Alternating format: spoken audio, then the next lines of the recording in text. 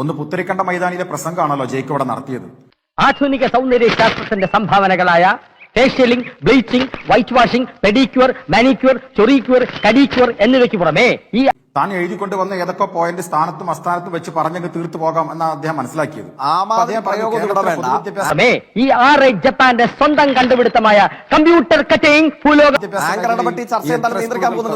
മാറ്റമുണ്ടായി പ്രയോഗം ഇങ്ങോട്ട് പറഞ്ഞിരുന്നല്ലോ. അപ്പൊ ഒന്ന് പറഞ്ഞോട്ടെ, അതെന്നാ പറയുന്നത്? പ്രസംഗമല്ല ഇത്, ചർച്ചക്ക് അങ്ങോട്ട്. The Levi's shop, you know the shop with branded clothes and all?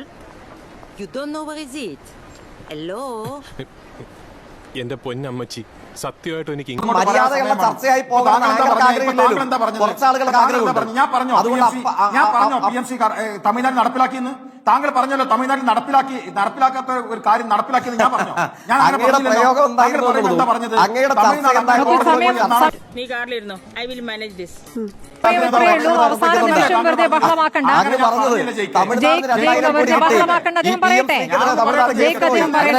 അവസാനിപ്പിക്കല്ലേ? പറയട്ടെ. അങ്ങയുടെ നിർദ്ദേശം തൽക്കാലം സ്വീകരിക്കാൻ എനിക്ക് സൗകര്യമില്ല. മുതലാളി, ഞാനും ജപ്പാൻ ജി യോജിച്ചു പോകുമെന്ന് തോന്നുന്നില്ല. ഒരു കാട്ടിൽ തന്നെ 2 സിംഹം വേണോ? 2 സിംഹം വേണ്ട, ഒരു സിംഹവും ഒരു മരപ്പെട്ടിയാകാമല്ലോ. അങ്ങ് ചർച്ച അവസാനിപ്പിക്കും. അങ്ങയുടെ നിർദ്ദേശം സ്വീകരിച്ച് ചർച്ചയിലിരിക്കാൻ എനിക്ക് സൗകര്യമില്ല.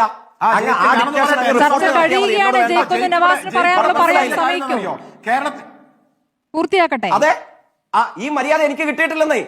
ചർച്ചയില് ലീഗ് നേതാവ്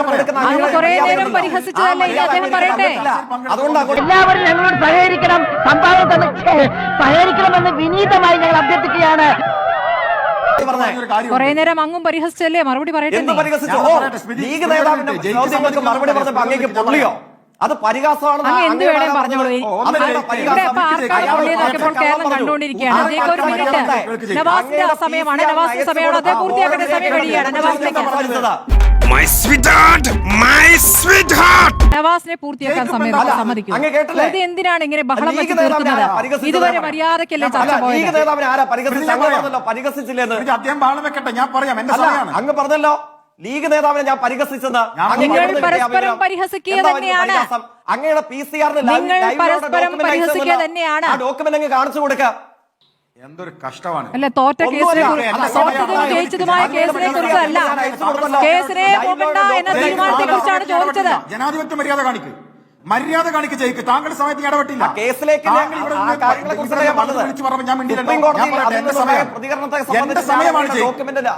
എന്റെ സമയമാണ്, മര്യാദ കാണിക്കും. താങ്കളുടെ സമയത്ത് ഞങ്ങൾ ആരും ഇടപെട്ടില്ല. ഇത് എന്റെ സമയമാണ്. എനിക്ക് വേണ്ട. ഇപ്പൊ ജയിക്ക് നേരത്തെ പറഞ്ഞു കേരളത്തിൽ എത്ര അടച്ചുപൂട്ടിയില്ല എന്ന് വലിയ വർത്തമാനം പറഞ്ഞല്ലോ. രാജ്യത്തിന്റെ പാർലമെന്റിൽ നിങ്ങളുടെ MP കെ രാധാകൃഷ്ണന്റെ ചോദ്യം ഉണ്ടല്ലോ. അതിന് കേന്ദ്ര വിദ്യാഭ്യാസ മന്ത്രി ജയന്തി ചൌധരി ലോക്സഭയിൽ പറഞ്ഞ മറുപടി ഉണ്ട്. 2021-24 5010 ഗവൺമെന്റ് സ്കൂളുകളാണ് കേരളത്തിലുണ്ടായത്. അത് 2023-24 4809 201 എന്ന ജയിക്ക് ആവിയായി പോയതാണ്. കേരളത്തിൽ ആവിയായി പോയതല്ല, അടച്ചുപൂട്ടി പോയതാണ്. നിങ്ങളുടെ മുഖ്യമന്ത്രി ധർമ്മടത്തെ മുഖ്യമന്ത്രി നിയോജകമണ്ഡലത്തിൽ 8 സ്കൂളുകൾ അടച്ചു പോയതിന്റെ കാര്യം വിദ്യാഭ്യാസ മന്ത്രി പറഞ്ഞ മറുപടി പറഞ്ഞ മറുപടി എന്തെങ്കിലും പച്ചക്കള്ളമെന്ന് ജയിക്ക് വിചാരിക്കുന്നുണ്ട്. ശരി, ഇവിടെ എന്തായാലും ഒരു പ്രതിസന്ധി രൂപപ്പെട്ടിരിക്കുന്നു. അത് ഈ ചർച്ചയിലെ പ്രതിസന്ധിയല്ല, CPM-ഉം CPI-ക്കും ഇടയിലെ പ്രതിസന്ധിയാണ്. അത് പരിഹരിക്കപ്പെടുമോ അതോ CPI തീരുമാനത്തിൽ ഉറച്ചു നിൽക്കുമോ, കൂടുതൽ കടുത്ത തീരുമാനങ്ങളിലേക്ക് പോകുമോ എന്നാണ് നമുക്ക് അറിയേണ്ടത്. വളരെ നന്ദി. പൊന്നുമക്കളെ.